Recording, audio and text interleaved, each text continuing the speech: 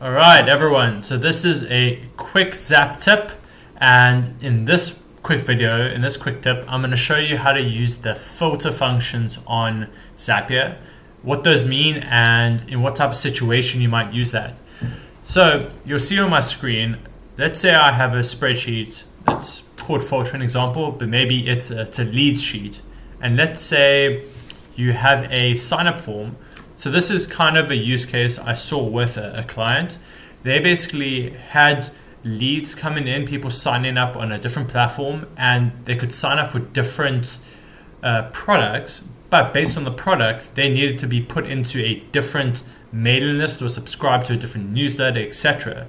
So the way this was gone about is essentially what I'm going to show you. So imagine we have a sign-up form, or they're registering on some website or whatever, and say you get their email in, so it's Gavin at abc.com or whatever.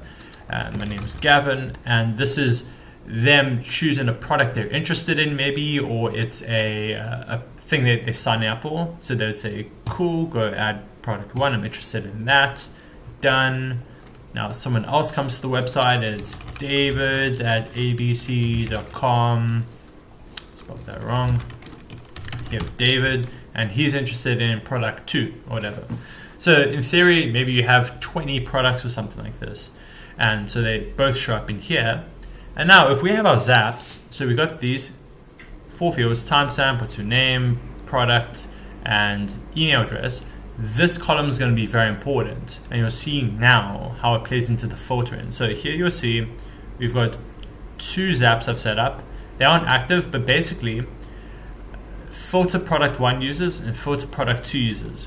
So there's several ways you can go about this, but what I saw specifically with this client's project is that they had multiple products, so like 5 or 6 products, and you could have used a split, but in this case a filter was actually easier. But basically what the filter does is you get your data in as usual, so you have a new spreadsheet row, and a filter is this second step, and you're basically just saying, I want to continue this zap based on some condition, on something being equal to something, or some criteria being met.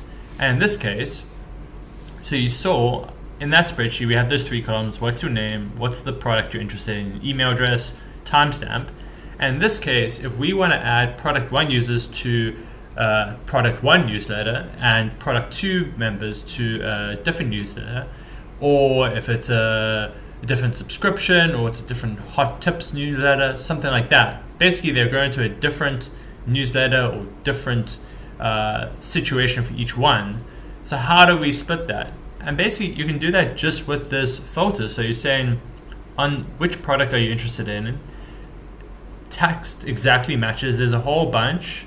But in this case, we want to do it exactly on people who are interested in product 2 or product 1. We're going to say they need to match this criteria to be interested in product 1 to continue. And if they continue, then that's going to be good.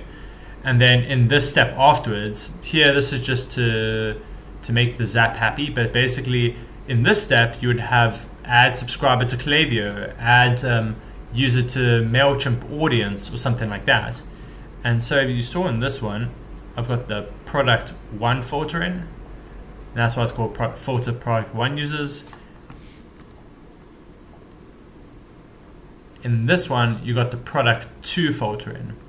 So exact same setup, but this focuses on the product 2 users. So you do see there's a bit of repetition in this setup, and that is something a natural trade-off you're going to have sometimes when you're using these third-party services. And also, one thing to keep in mind is each time a new user comes in, these apps are going to run, so you are going to get charged for those potentially, depending on what your plan is. But this is just one way to go about it, and I'll send out another video in the next few days that focuses on paths. So that's almost like another alternative of splitting based on criteria, but the only problem is that only allows a yes/no for the most part. So I hope you enjoyed that quick tip, and again, this was on filtering, can be very useful in the Zapier world, and I'll see everyone soon. Bye.